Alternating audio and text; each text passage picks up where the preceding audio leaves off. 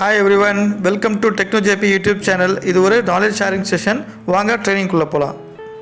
நம்ம last ப்ரெசன்டேஷனில் casting பற்றி பார்த்துட்டோம். டைப் ஆஃப் கேஸ்டிங்ஸ் என்னன்றது. இப்போ கேஸ்டிங்ஸ் வச்சு இப்போ நம்ம ஃபோர்ஜிங் வந்து நம்ம எப்படி பண்ண போகிறோம். இந்த ப்ரெசன்டேஷனில் வந்து ஃபோர்ஜிங் பற்றி தான் பார்க்க போகிறோம். ஃபோர்ஜிங்னா என்ன, டைப்ஸ் ஆஃப் ஃபோர்ஜிங்னா என்னன்றது நம்ம பார்க்கலாம். வாங்க ட்ரைனிங்குள்ளே போகலாம். டெக்னோஜேபி கன்சல்டன்சி சர்வீஸ் இப்போ நாங்கள் ட்ரைனிங் ப்ரொவைட் பண்ணுறோம். உங்களுக்கு இண்டஸ்ட்ரியல் ட்ரைனிங் வந்து ஆன்லைன் செஷனில் வேணும், இல்லை கிளாஸ் ரூம் செஷன் வேணும்னா இந்த மெயில் ஐடி கொடுத்துருக்கேன், அதில் எனக்கு மெயில் பண்ணுங்கள். ஸோ ஆன்லைன் செஷனில் இருந்தால் மினிமம் 20 to 30 மெம்பர்ஸ் வந்து வேணும். அதே மாதிரி இண்டஸ்ட்ரியல் செக்டர்ஸ்க்கு எப்போ வேணுன்றது நீங்கள் மெயில் அனுப்பிச்சிங்கன்னா நாங்கள் எந்த மாதிரி ட்ரைனிங் வேணுன்றது உங்களுக்கு ப்ரொவைட் பண்ணிடுறோம், ஷெடியூல் பண்ணுறோம். இப்போ வாங்க ட்ரைனிங்குள்ளே போகலாம். இந்த ப்ரெசன்டேஷனில் நம்ம ஃபோர்ஜிங் பற்றி தான் என்னன்றது தெரிஞ்சுக்க போகிறோம். இப்போ கேஸ்டிங் வந்து லாஸ்ட் ப்ரெசன்டேஷனில் டைப்ஸ் ஆஃப் கேஸ்டிங் தான் சொல்லியிருந்தேன். இப்போ கேஸ்டிங் வச்சு ஒரு இன்காட் வந்து போர் பண்ணியாச்சு, இல்லை பிளாங்க் ரெடி பண்ணியாச்சு, இல்லை வந்து ஒரு ப்ளூம்ஸ் ரெடி பண்ணியாச்சுன்னா இப்போ அதை வச்சு நம்ம ஃபோர்ஜிங்கில் எப்படி ஒரு ப்ராடக்ட் ரெடி பண்ணுறதுன்னு பார்ப்போம்.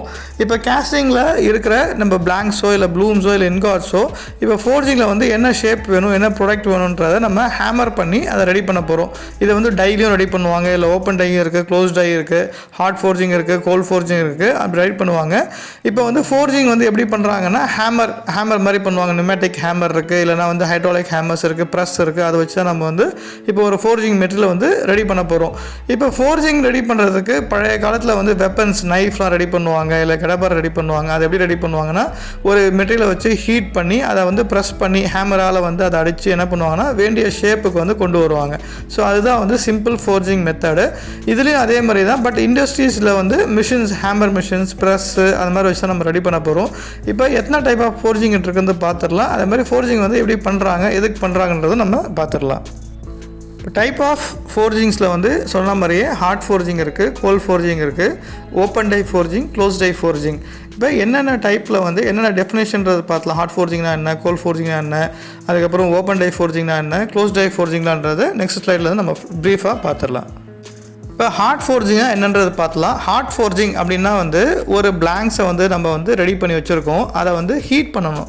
என்ன டெம்பரேச்சருக்கு ஹீட் பண்ணோம்னா அபவ் ரீகிறிஸ்டலைசேஷன் டெம்பரேச்சர். அதாவது ஹேமர் பண்ணால் பிளாஸ்டிக் டீஃபார்மேஷன் நம்மளுக்கு என்ன ஷேப் வந்து நம்மளுக்கு கிடைக்கும் அப்படின்றது தான் வந்து ஹீட், அதாவது ரீகிறிஸ்டலைசேஷன் டெம்பரேச்சர்.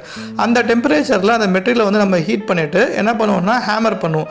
அந்த ஹேமர் வந்து ஹைட்ராலிக் ஹேமரும் இருக்குது, அதேமாதிரி நியூமேட்டிக் ப்ரெஸ்ஸும் இருக்குது. இப்போ நியூமேட்டிக் ப்ரெஸ் எதுக்கு யூஸ் பண்ணுவாங்கன்னா ஒரு மாஸ் ப்ரொடக்ஷன், டக்குன்னு வேலை நடக்கணும், டக்குன்னு இந்த சிசர்ஸ், ஆப்ரேஷன் சிசர்ஸு, நைஃபு அந்த மாதிரி காம்பனன்ட்ஸ் நம்மளுக்கு ஃபோர்ஸ் பண்ணி எடுக்கணும் அப்படின்னா வந்து என்ன பண்ணுவாங்கன்னா நியூமேட்டிக் ப்ரெஸ் யூஸ் பண்ணுவாங்க.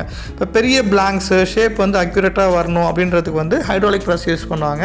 ஸோ இப்போ இந்த ப்ரெஸ் பண்ணி தான் வந்து ஹார்ட் ஃபோர்ஜிங் பண்ணுறாங்க. இப்போ ஹார்ட் ஃபோர்ஜிங் ஏன் பண்ணுறாங்க அப்படின்னா வந்து நமக்கு டிசைர்ட் ஷேப் கிடைக்கும், அதேமாதிரி மாஸ் ப்ரொடக்ஷனாகவும் எடுத்துக்கலாம்.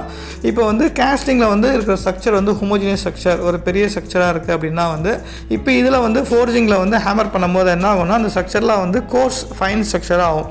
அப்போ டிஃபெக்ட் வந்து கம்மியாகும். பட் ஃபோர்ஜிங்கிலும் சில டிஃபெக்ட்ஸ் இருக்குது, கேஸ்டிங்கிலும் சில டிஃபெக்ட்ஸ் இருக்குது.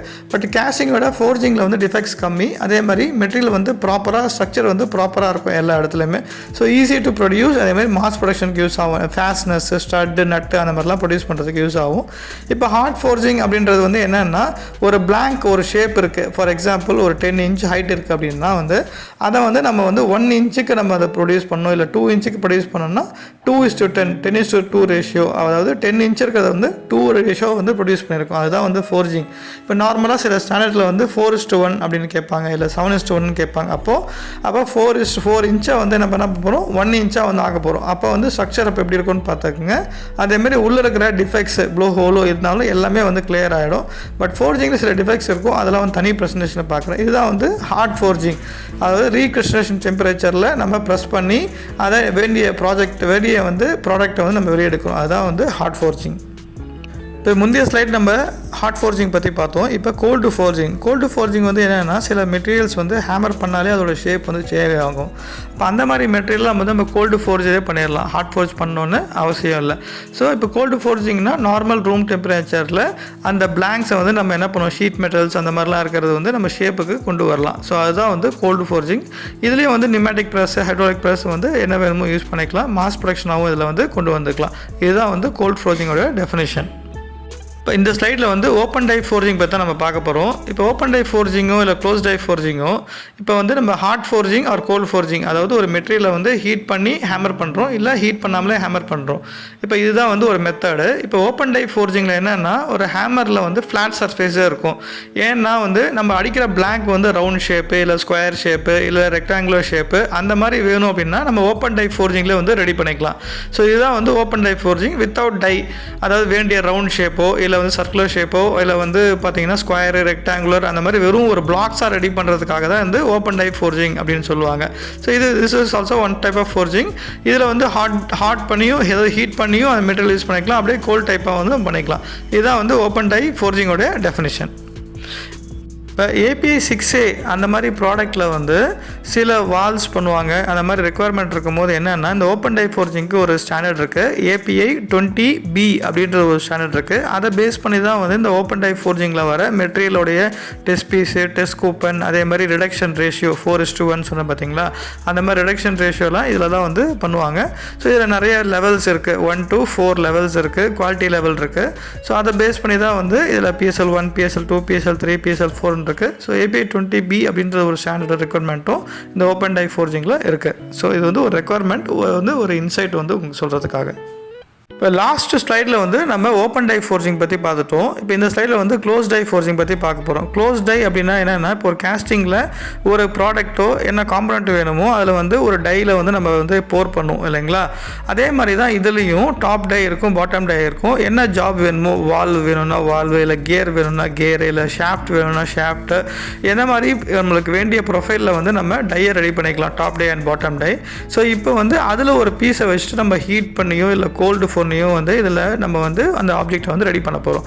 இப்போ அந்த ஃபோர்ஜிங் பண்ணும்போது அந்த என்ன ப்ரொஃபைல் இருக்கோ அதே ப்ரொஃபைல் நம்மளுக்கு வந்து கிடச்சிடும். இப்போ இந்த ஆப்ரேஷன் சிசர்ஸு, அந்த மாதிரி ஃபோர்சப்ஸு அதெல்லாமே வந்து ஃபோர்ஜிங் பண்ணுவாங்களே. அதேமாதிரி நட்டு, அதேமாதிரி ஸ்டட்டு, அந்த மாதிரி என்ன ஷேப்பில் வேணுமோ நம்ம வந்து என்ன பண்ணிக்கலாம், ஹெக்ஸகன் ஷேப்பு, லாக்டகன் ஷேப்பு, அந்த மாதிரி ஷேப்பில் வந்து நம்ம ரெடி பண்ணி எடுத்துக்கலாம் அந்த க்ளோஸ் டை ஃபோர்ஜிங்கில்.